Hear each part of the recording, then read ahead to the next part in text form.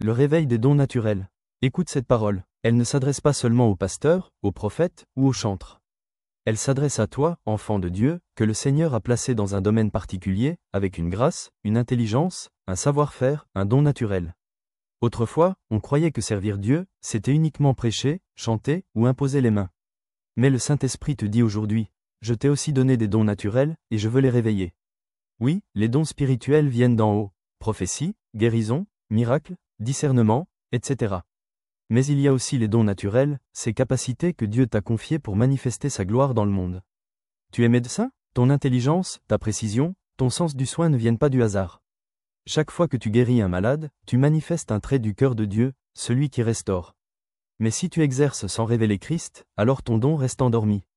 Tu es enseignant? Chaque mot que tu sèmes dans le cœur d'un enfant peut devenir une semence de lumière.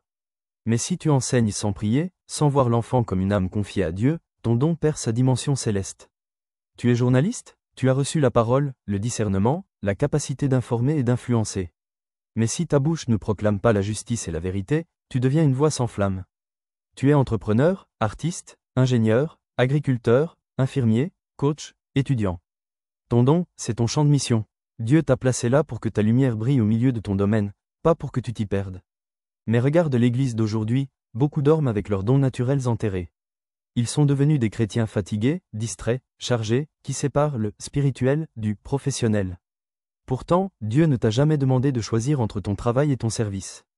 Il t'a demandé de le servir à travers ton travail. Tu dis, je n'ai pas le temps de prier, je travaille trop. Mais Dieu te répond, c'est dans ton travail même que je veux être glorifié. Tu dis, mon don n'est pas spirituel. Mais Dieu te dit, tout don vient de moi, et tout don doit me servir.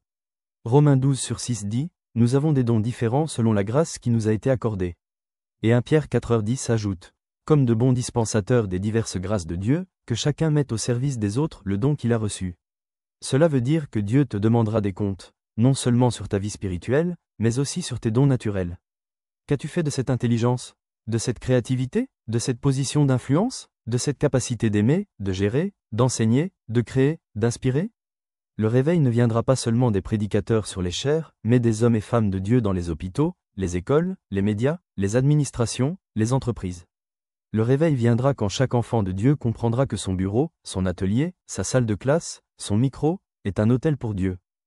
Dieu t'appelle aujourd'hui à réveiller tes dons naturels. Ne les enterre plus dans la routine, la peur, la paresse ou le confort. Le royaume a besoin de ce que tu portes. Ton don est une arme. Ton talent est une porte. Ton métier est un ministère. Alors lève-toi, prie à nouveau sur ton travail, sanctifie ton quotidien. Invite le Saint-Esprit dans tes décisions, tes projets, tes créations. Et laisse Dieu transformer ton talent en témoignage vivant. Car au jour du Seigneur, il ne te demandera pas seulement « As-tu prophétisé ?» mais aussi « As-tu glorifié mon nom avec les dons naturels que je t'ai confiés ?» Réveille tes dons naturels, serre-les contre ton cœur, consacre-les à Dieu, et sois ce témoin du royaume dans ton domaine.